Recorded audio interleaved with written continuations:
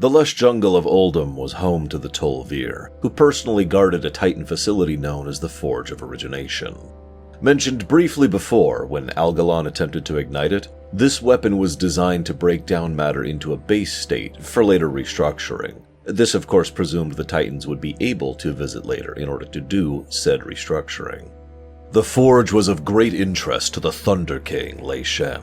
Long story. And he personally spearheaded his principal army upon Uldum to claim it for his Mogu Empire.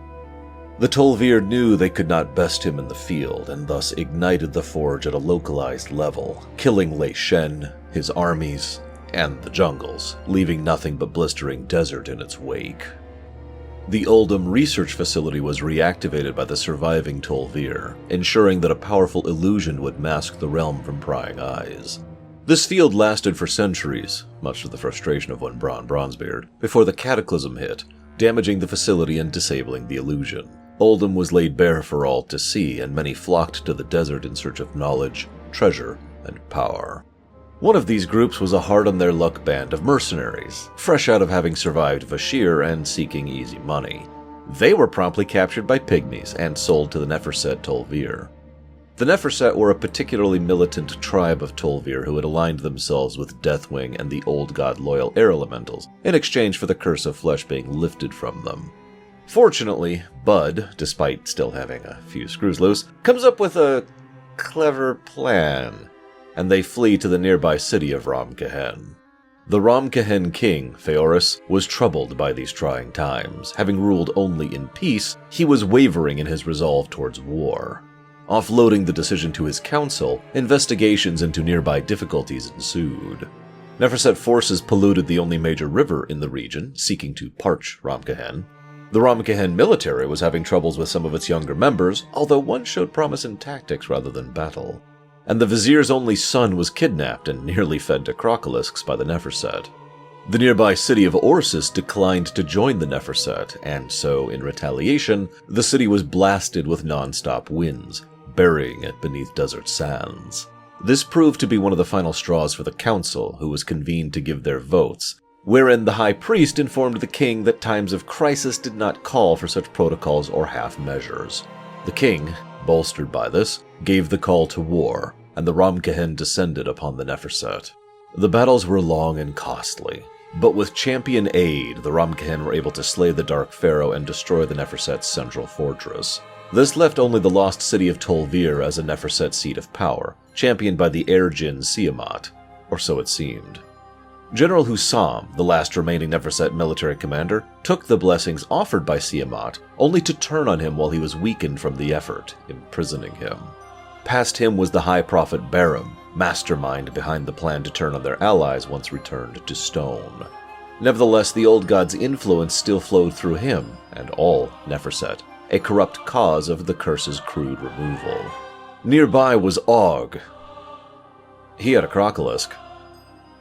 With Barum and Hussam gone, the seal on Siamat was removed.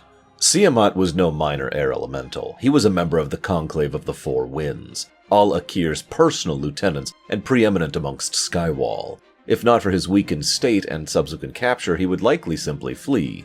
But in this moment of vulnerability, the champions were able to strike, depriving the Conclave one of its members. With this, it was time to push the offensive against the air elementals and claim vengeance for Orsis. Thanks to elemental instability, ever since the Cataclysm, parts of Skywall blurred into Azeroth, allowing a direct incursion into the Vortex Pinnacle. The Grand Vizier Urtan was one of the better connected of the elemental nobility, and in elemental politics, position usually directly leads to power, as the perks of peerage were imbuements of ability, in her case, a fierce combination of lightning and wind. Alteris was a storm dragon, one of the exceedingly rare elemental dragons who are native to the Four Planes, and who might have served as the prototypes for what would eventually become the dragonflights on Azeroth. Assad was an ambitious djinn.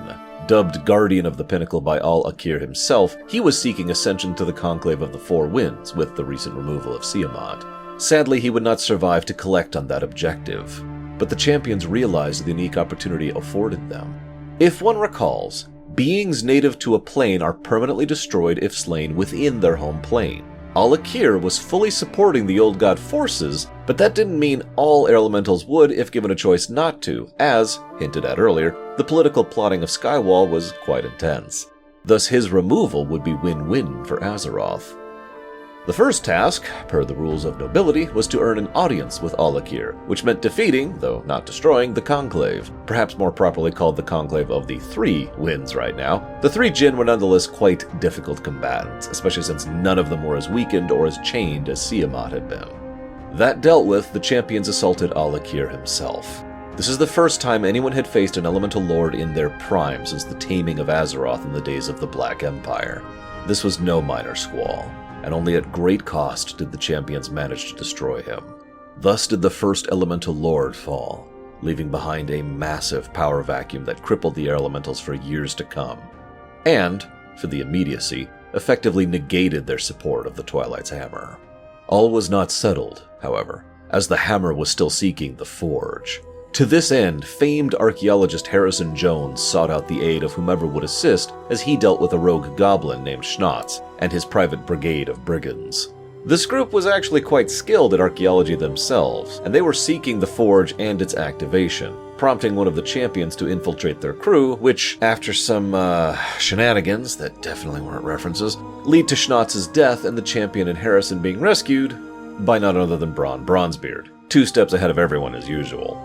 Bronn, Harrison, and Champion reactivated the device Schnatz was after, the Cradle of the Ancients, leading to a bloom of lush greenery, as well as the all-important access to the Halls of Origination. The halls were quite well defended, as one might imagine for an institution of such import. The Guardian Anhur wields the power of the light directly in defense of any intrusions, and Ptah, the Earth Rager, is comprised of the bones of any who elude Anhur's grasp. Beyond is the maintenance unit, Anrefet, which had access to industrial-scale mechanisms for ensuring no foreign contaminants entered the seat of the Keepers.